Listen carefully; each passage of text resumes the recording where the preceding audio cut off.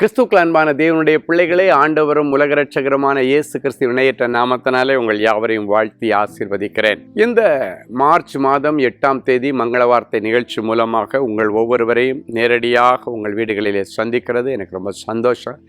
கர்த்தர் உங்களை ஆசீர்வதிப்பாராக.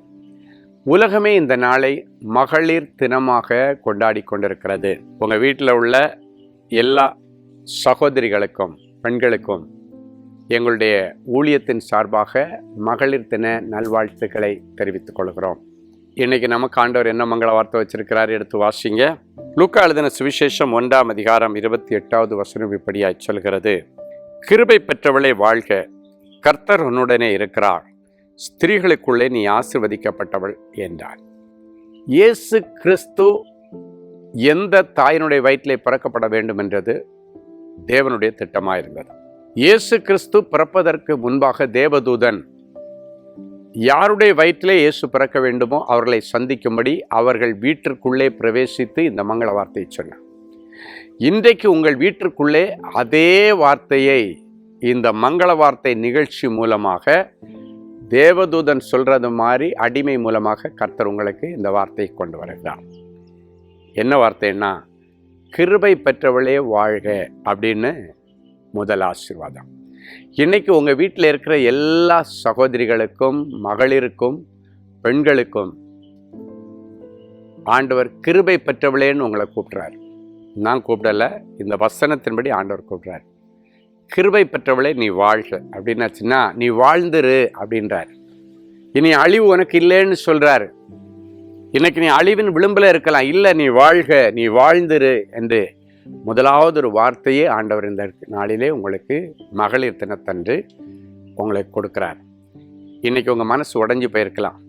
என் பிள்ளையால் எனக்கு மனவேதனை, என் புருஷனால் எனக்கு மனவேதனை, எங்கள் அப்பா அம்மாவால் எனக்கு மனவேதனை, நான் வேலை செய்கிற இடத்துல எனக்கு மனவேதனை என்று அநேக பிள்ளைகள் உட்கார்ந்து அழுதுட்டு இருக்கிறீங்க. ஆண்டவர் சொல்கிறார், வேதனை இருக்குது, உண்மைதான். அதன் மத்தியிலும் ஆண்டவருடைய வாழ்த்து செய்தி தான் வருது. நீ வாழ்க, பிரியமானவளை, உன் ஆத்துமா வாழ்வது போல எல்லாவற்றிலும் வாழ்ந்து நீ சுகமாயிருப்பாய் என்று ஆண்டவர் வாழ்த்துகிறார். இந்த வாழ்த்துதல் உனக்கு அப்படியே பலிக்கும். 2வது, கர்த்தர் உன்னுடனே இருக்கிறார். எனக்கு யாருமே இல்லைன்னு நினைக்கிற உங்களை பார்த்து கர்த்தர் நேரடியாக உங்கள் வீட்டுக்குள்ளே வந்து சொல்கிறாரு, கர்த்தர் உன்னுடனே இருக்கிறார். ஆண்டவர் உன் கூட தான் இருக்கிறார். ஆண்டவர் உன் கூடவே தான். உன்னை திக்கற்றவளா ஒரு நாளும் விட்டுற மாட்டார். உன்னை அம்போன்னு ஒரு நாளும் விட்டுற மாட்டார். யார் வேணாலும் உன்னுடைய வாழ்க்கையில் வந்தவர்கள் யார் வேணாலும் உன்னை விட்டுட்டு போகலாம். புருஷன் விட்டுட்டு போகலாம், பிள்ளை விட்டுட்டு போகலாம், யார் விட்டுட்டு போனாலும் நான் விட மாட்டேன். நான் உன் கூட இருக்கிறேன். ஆண்டவர் உன் கூட இருந்து செய்ய போகிற காரியம் இனி வருகிற நாட்களில் பயங்கரமாக இருக்கும். சில சகோதரிகள் காலையிலே எழும்பி உட்கார்ந்துட்டு, எனக்கு எந்த திராணியும் இல்லை, எனக்கு எந்த சாமர்த்தியமும் இல்லை, திறமை இல்லை. இன்னைக்கு கர்த்தர் உன் கூட இருந்து உன்னை காரிய சித்தி உள்ளவளாக, காரிய சமர்த்தியாக, காரிய சமர்த்தனாக ஆண்டவர் இன்னைக்கு உங்களை மாற்றுவார். ஆண்டவர் உங்கள் கூட இருக்கிறேன்னு ஒரு உத்தரவாதத்தை சொல்கிறாரு. ஸோ நீ பயப்படாத. கடைசியாக சொல்கிறாரு, ஸ்திரீகளுக்குள் நீ ஆசீர்வதிக்கப்பட்டவள். இந்த நிகழ்ச்சியை பார்க்கிற சகோதரிகளே, இன்னைக்கு ஆண்டவர் சொல்கிறார், ஸ்திரீகளுக்குள், வாலிப பிள்ளைகளுக்குள், குட்டி பிள்ளைகளுக்குள் நீ ஆசீர்வதிக்கப்பட்டவள், கர்த்தரால் ஆசீர்வதிக்கப்பட்டவள். அநேகர் உன்னை சபிச்சிருக்கலாம். இன்னைக்கு அந்த சாபத்தை எல்லாம் ஆண்டவர் முறிச்சு நீ ஆசீர்வதிக்கப்பட்டவள்னு ஆண்டவர் வீடு தேடி வந்து உன்னை வாழ்த்தும் பொழுது ஏதோ ஒரு ஆசீர்வாதம் இன்றைக்கு உன்னுடைய குடும்பத்தில் நடக்க போகிறது, உன் வாழ்க்கையில் நிறைவேறப் போகிறது.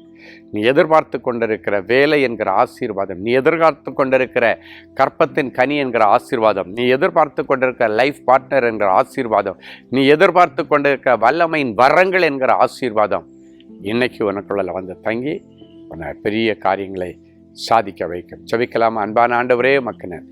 இந்த மகளிர் தினத்திற்காய் உமக்கு நன்றி. மரியாளையே ஆண்டவர் இன்றைக்கு மகளிர் தினத்தன்று எங்களுக்கு முன்பாக கொண்டு வந்தார். மரியாளுக்கு நீர் கொடுத்த அந்த வாழ்த்துதலை இந்த நிகழ்ச்சியை பார்க்கிற ஒவ்வொரு சகோதரிகளுக்கும் இன்றைக்கு கொடுக்கிறேன். இவர்கள் கிருபை பெற்றவர்கள் என்று நீர் வாழ்த்துகிறீர். உமக்கு நன்றி. கிருபையை பேஸ் பண்ணி இதுவரைக்கும் நடக்காத நல்ல காரியங்கள் எல்லாம் அவர்களுக்கு நடக்கட்டும்.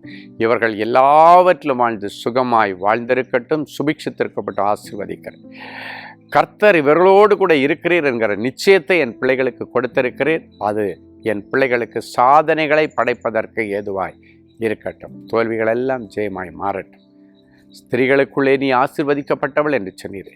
என்னென்ன ஆசீர்வாதம் இவர்களுக்கு இல்லையோ அத்தனையும் கொடுத்து, அத்தனையும் நிறைவேற்றி உண்மையிலேயே இவள் ஸ்திரீகளுக்குள் ஆசீர்வதிக்கப்பட்டவள், சபிக்கப்பட்டவள் அல்ல என்று ஜாதி ஜனங்கள் அறிந்து கொள்ளும்படி ஒரு அற்புதம் நடக்கட்டும்.